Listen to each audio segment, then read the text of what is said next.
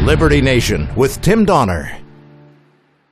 With Democrats in control of both branches of Congress, opening a wide berth for legislative action, the question persists as to why Joe Biden has shattered the previous record for unilateral decrees, i.e., executive orders, in the early days of his presidency. There's two basic but hidden reasons for this beyond the obvious ones, which are erasing the legacy of Donald Trump and throwing some bouquets to his hard left base. Start by asking yourself this.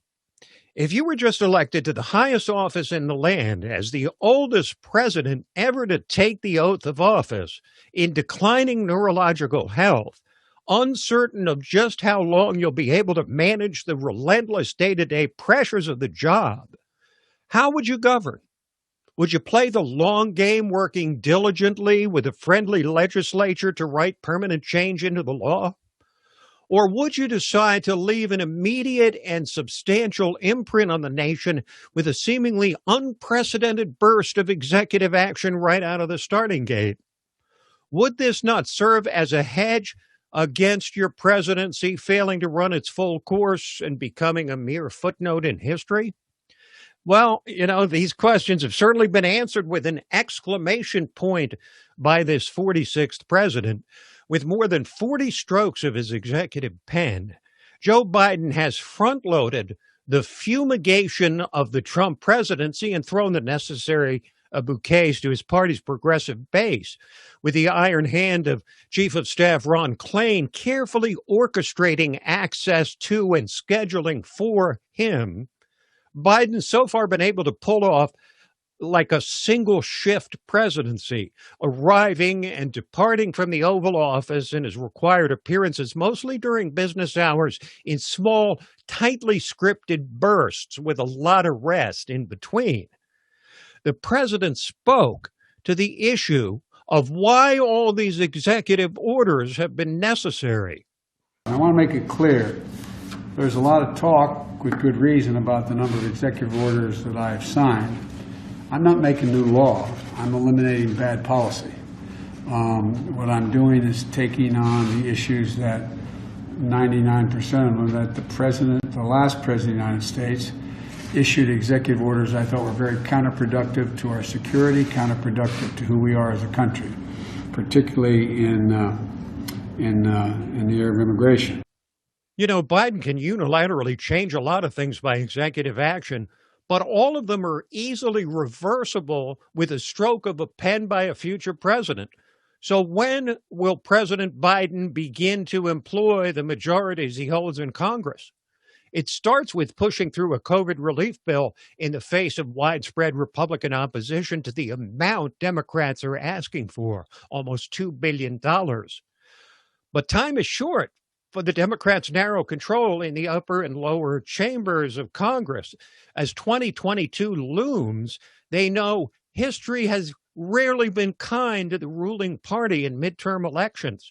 Biden's term, if continued on its present course, would be viewed by objective historians as an imperial presidency for handing down edicts from on high requiring only his command at a record pace. But there's likely yet another hidden motivation behind this president who for 2 weeks has ruled like an emperor.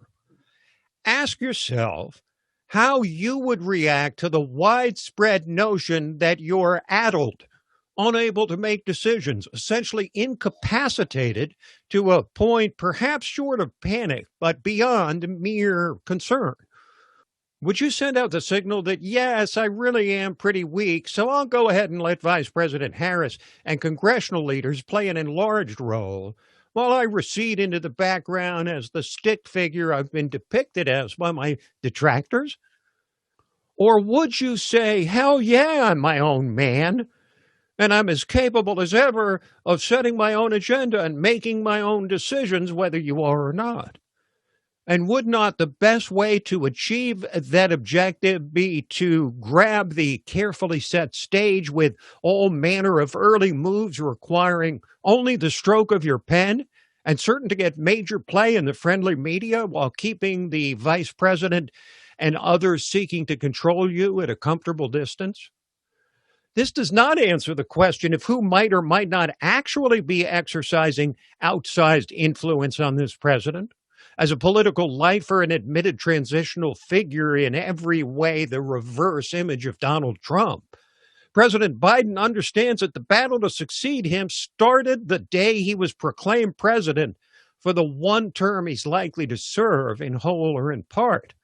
However, that this president appears laser focused on removing doubts about his competence at least adds to our limited understanding of the current state of mind of a chief executive who was kept more distant from the voters than any presidential nominee in modern American history.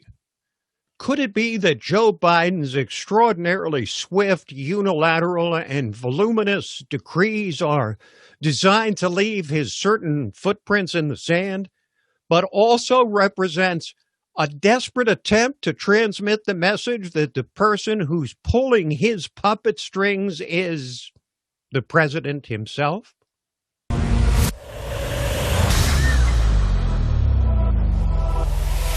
Hi, I'm Lisa K. Donner, along with Mark Angelides, Sarah Cowgill, Tim Donner, and Scott Cosenza, and this is Liberty Nation. Now let's take a look at the LibertyNation.com electoral leaderboard. It's still 238 for Joe Biden. What if stories and legends can offer us the key to unraveling the hottest political issues of the day and apply their lessons to understanding the chaos of modern politics? Impeach 45!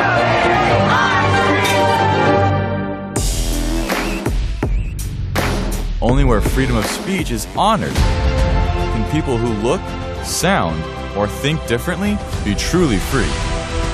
If you're discussing something that's difficult, the probability that you're not going to offend each other is zero. President-elect of the United States of America, Donald Trump.